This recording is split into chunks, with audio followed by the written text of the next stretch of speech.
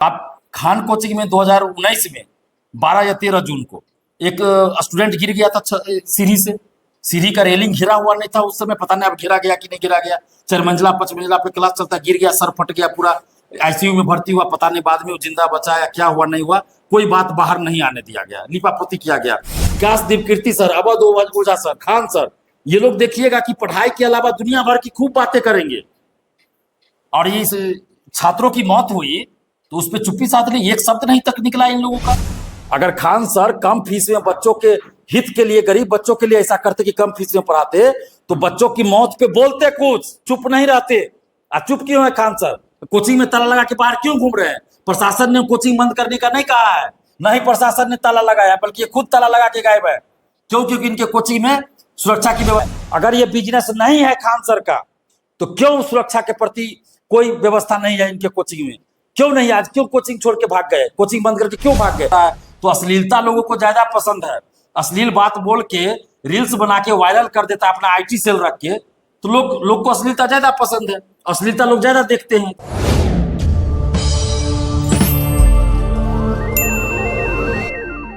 नमस्कार, द देसी अड्डा पर आपका स्वागत है। मैं हूं राकेश तिवारी। देखिए, दिल्ली में 3 छात्रों की मौत के बाद पटना के कोचिंग संचालकों में हड़कंप की स्थिति है। ये इसलिए है क्योंकि यहाँ भी प्रशासन कोचिंग संस्थानों पर नकेल कसने की तैयारी कर रहा है। चर्चित शिक्षक खान सर कोचिंग बंद कर फरार बताए जाते हैं। ऐसा कहा जा रहा है कि वे कोचिंग बंद कर फरार हो चुके हैं। क्यों खान सर को यहाँ से जाना पड़ा, क्यों कोचिंग बंद कर वो छात्रों के बीच नहीं है अभी, ये बातें होंगी। और इसके लिए हमारे साथ हैं छात्र नेता दिलीप कुमार। तो दिलीप जी, क्या सोचते हैं, खान सर क्यों चले गए? देखिए, सबसे पहले तो आपको धन्यवाद इस मुद्दे को उठाने के लिए, क्योंकि ये छात्रों की जिंदगी से जुड़ा मामला है, छात्रों की सुरक्षा से जुड़ा मामला है। और सबसे बड़ा सवाल है कि जो जितने फेमस टीचर हैं उनके कोचिंग में उतनी ही कम सुरक्षा की व्यवस्था है और वो उतने ही सरकारी नियमों का उल्लंघन कर रहे हैं, चाहे वो काशदीप कीर्ति सर हो, अवध ओझा सर हो या फिर खान सर हो पटना वाले। ये सब यूट्यूब पे आके रील्स बनाते हैं, वायरल कराते हैं रील्स को, अपना आईटी सेल बनाकर अलग से, और लंबी लंबी बड़ी बड़ी बातें करते हैं नैतिकता की, और पूरे दुनिया भर की बात करते हैं। लेकिन सबसे पहला काम जो ये शिक्षक के रूप में इनको करना चाहिए कि सुरक्षा की व्यवस्था, वही नहीं है कि अपने कोचिंग में। काशदीप कीर्ति सर के कोचिंग का भी वही हाल है, उसके बाद पटना वाले खान सर का भी वही हाल है। और सबसे बड़ी बात कि आप दिल्ली में पिछले साल देखिए, ठीक 1 साल पहले की घटना है, पिछले साल दिल्ली में 20 जून के आसपास शायद ये घटना हुई होगी, 20 या 22 जून के आसपास एक कोचिंग में आग लग गई, जिसमें भी कुछ स्टूडेंट्स की मौत हो गई आग में जलकर। और 1 साल के बाद ये घटना हो रही है कि पानी में डूबकर, लाइब्रेरी में भी डूबकर छात्रों की मौत हो जा रही है। उसमें बिहार की भी एक बेटी है जिसकी मौत हो गई है। और 1 साल में क्या आपने सुधार किया? वहां का प्रशासन क्या कर रहा था, शिक्षक क्या कर रहे थे, पटना के शिक्षक क्या कर रहे थे? क्या उनको नहीं चाहिए था कि इतना बड़ा हादसा पिछले साल हुआ तो उसके बाद हम सभी कोचिंग में सुरक्षा व्यवस्था अपना ठीक करें? एक सरकार की भी जिम्मेदारी बनती है, पर स्थानीय प्रशासन की भी जिम्मेदारी बनती है, और शिक्षकों की भी तो जिम्मेदारी बनती है ना कि आप जो कोचिंग चला रहे हैं तो आपको भी, आप स्टूडेंट्स को सही रास्ता दिखाना होता है शिक्षक का काम। तो शिक्षक जब सही रास्ता दिखाने का काम शिक्षक का होता है, भविष्य निर्माता कहे जाते हैं शिक्षक, और वही शिक्षक जब उसी छात्र की सुरक्षा का ही ख्याल नहीं रखे तो इसका मतलब आप तो व्यवसाय कर रहे हैं। एक व्यवसायी भी अपने व्यवसाय में सुरक्षा का ख्याल रखता है, लेकिन ये तो व्यवसाय, शिक्षा को तो व्यवसाय बना दिया गया बहुत सारे लोगों ने। हालांकि अभी भी बहुत सारे ऐसे शिक्षक हैं जो शिक्षा को व्यवसाय नहीं बनाया और अच्छी शिक्षा देते हैं, पढ़ाते हैं, उनको हम धन्यवाद देते हैं, और अपने कोचिंग में भी सुरक्षा की व्यवस्था हो रखे। लेकिन अधिकतर टीचर ऐसे हैं, और खासकर जो ज्यादा फेमस है, उनके कोचिंग में कोई सुरक्षा की व्यवस्था नहीं है। आप खान कोचिंग में 2019 में 12 या 13 जून को एक स्टूडेंट गिर गया था सीढ़ी से। सीढ़ी का रेलिंग घिरा हुआ नहीं था उस समय, पता नहीं अब घिरा गया कि नहीं घिरा गया। 4 मंजिला 5 मंजिला पे क्लास चलता, गिर गया, सर फट गया, पूरा आईसीयू में भर्ती हुआ, पता नहीं बाद में वो जिंदा बचा या क्या हुआ नहीं हुआ, कोई बात बाहर नहीं आने दिया गया, लिपापोती किया गया। और अभी ये सारी खबर चल रही है कि कोचिंग में ताला लगा हुआ है। माने प्रशासन ने सील नहीं किया इनके कोचिंग को, बल्कि ये खुद कोचिंग बंद करके कोचिंग से बाहर है। मतलब क्यों? इनके कोचिंग में सुरक्षा मानकों का ख्याल नहीं रखा गया, जो सरकार के नियम के अनुसार जो व्यवस्था होनी चाहिए वो व्यवस्था नहीं है। आप इतना पैसा कमा रहे हैं, इतना फेमस टीचर हैं, तो आपकी जिम्मेदारी सबसे ज्यादा बनती है। कुछ लोग ये कह रहे हैं कि खान सर को, विकास देवकीर्ति सर को टारगेट क्यों किया जा रहा है। अरे भाई, किसी को कोई टारगेट नहीं कर रहा है, लेकिन होता क्या है ना, जो जितना फेमस रहते हैं, जो जितना सारी दुनिया की बात करते हैं, उनसे उम्मीद ज्यादा होती है लोगों की कि भाई वो भी सही काम करे। विकास देवकीर्ति सर, अवध ओझा सर, खान सर, ये लोग देखिएगा कि पढ़ाई के अलावा दुनिया भर की खूब बातें करेंगे। और ये इस छात्रों की मौत हुई तो उस पर चुप्पी साध ली, एक शब्द नहीं तक निकला इन लोगों का। दिल्ली में जब प्रोटेस्ट हुआ इन टीचरों के खिलाफ, तब जाके ये एक दो चैनल पे अवध ओझा सर और ये विकास देवकीर्ति सर बोल रहे हैं, उसमें भी इजुल फुजुल की बात कर रहे हैं। और खान सर तो अभी तक नहीं बोले हैं कुछ कि स्टूडेंट की मौत होगी, ग्लोबल टीचर बनने चले। सबसे बड़ी बात कि खान सर तो ग्लोबल टीचर बनने चले, विकास देवकीर्ति सर और अवध ओझा सर तो कम से कम ग्लोबल टीचर अपने आप को नहीं बताते हैं, लेकिन ये खान सर तो अपने आप को ग्लोबल टीचर बता रहे हैं। और ये लाखों इनका सब्सक्राइबर है, व्यूअर है, देश नहीं दुनिया में भी इनका चलता है। रिक्शा ड्राइवर, ठेला ड्राइवर, मजदूर भी इनका वीडियो देखता है, हम तो खुद देखे हैं। और उसके बाद भी अगर खान सर सुरक्षा की दृष्टि से कोचिंग में नहीं कुछ किए हैं तो बहुत दुख की बात है ना। आप एक चीज और कहा जाता है कि खान सर कम फीस में गरीब को पढ़ाते हैं, कम फीस में पढ़ाते हैं, गरीब का कल्याण करते हैं। अरे भाई, बिजनेस समझिए, बिजनेस। अगर खान सर कम फीस में बच्चों के हित के लिए, गरीब बच्चों के लिए ऐसा करते कि कम फीस में पढ़ाते, तो बच्चों की मौत पे बोलते कुछ, चुप नहीं रहते।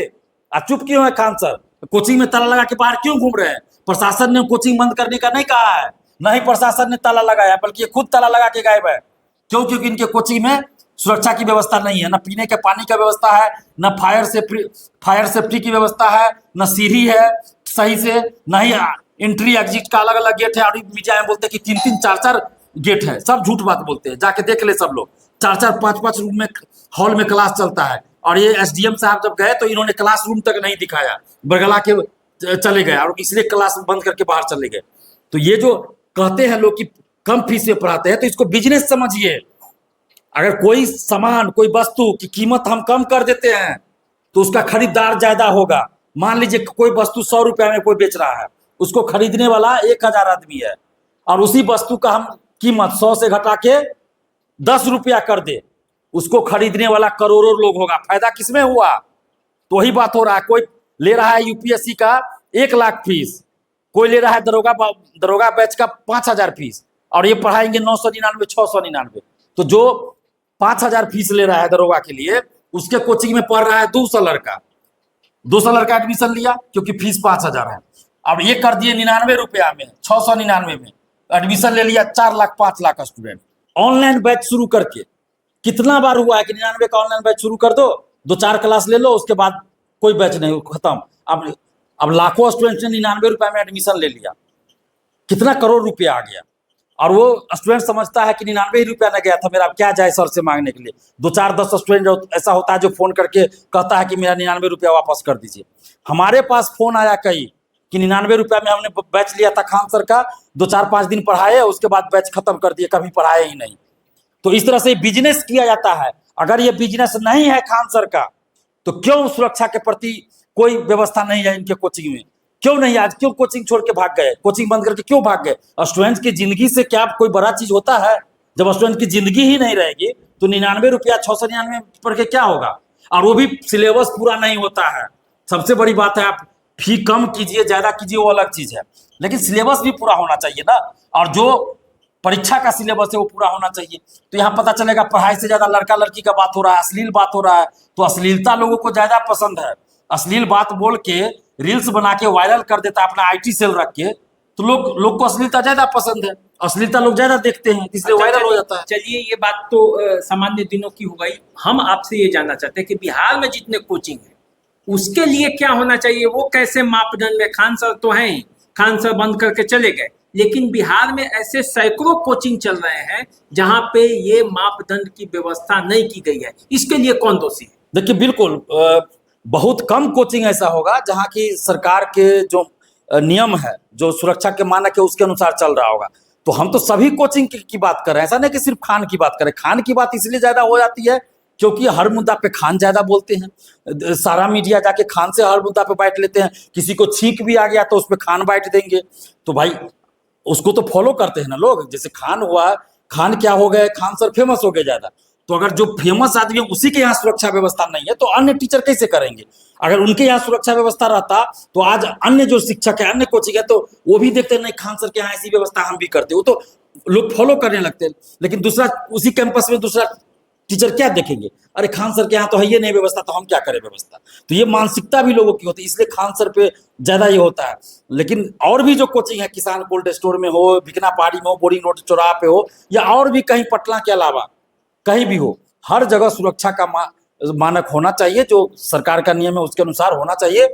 जैसे पीने का स्वच्छ पानी हो, फायर सेफ्टी हो, उसके बाद आने जाने का अलग अलग रास्ता हो, और इमरजेंसी गेट होना चाहिए, और जो भी सरकार की तरफ से किया गया है वो सारी व्यवस्था। बेसमेंट में लाइब्रेरी ना हो, बेसमेंट में कोई कोचिंग ना चले। अगर वर्षा हो रहा है तो ये भी देखिए कि भाई कहीं बिजली का तार उर तो गिरने वाला नहीं है, आपका कनेक्शन क्या है। जैसे दिल्ली में हुआ ना, बारिश में गेट में सटे, एक स्टूडेंट करंट लग गया, मर गया। तो इस तरह के तो पटना में भी हो सकता है ना, लापरवाही। और पहले भी कितना बार हुआ है। ये अलग बात है कि मामला उतना उजागर नहीं हुआ, उस समय इतना सोशल साइट नहीं था, इतना यूट्यूब नहीं था, तो उस समय नहीं हुआ, उस समय डिजिटल जमाना नहीं था।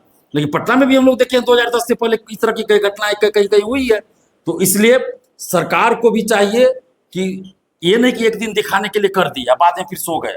लगातार होनी चाहिए, लगातार जांच होनी चाहिए। और कोचिंग शिक्षक जो है, तो मैं तो बार बार कहता हूँ कि शिक्षक जो है सही रास्ता दिखाते हैं, पथ प्रदर्शक होते हैं, तो उनको तो अपनी जिम्मेदारी खुद समझनी चाहिए। सरकार कुछ करे ना करे वो अलग चीज है, लेकिन जो शिक्षक है उनको तो अपनी जिम्मेदारी समझनी चाहिए और बच्चों की सुरक्षा का व्यवस्था पूरा करना चाहिए। बच्चों की सुरक्षा से बढ़कर क्या हो सकता है? आप पढ़ा रहे हैं तो आपको तो खुद पता होगा इस क्लासरूम में क्या सुरक्षा चाहिए। बच्चा अगर भूकंप आ गया तो कहाँ से निकलेगा, अगर आग लग गया तो कैसे बुझेगा, कैसे सुरक्षित होगा, तो शिक्षक को खुद सोचना चाहिए।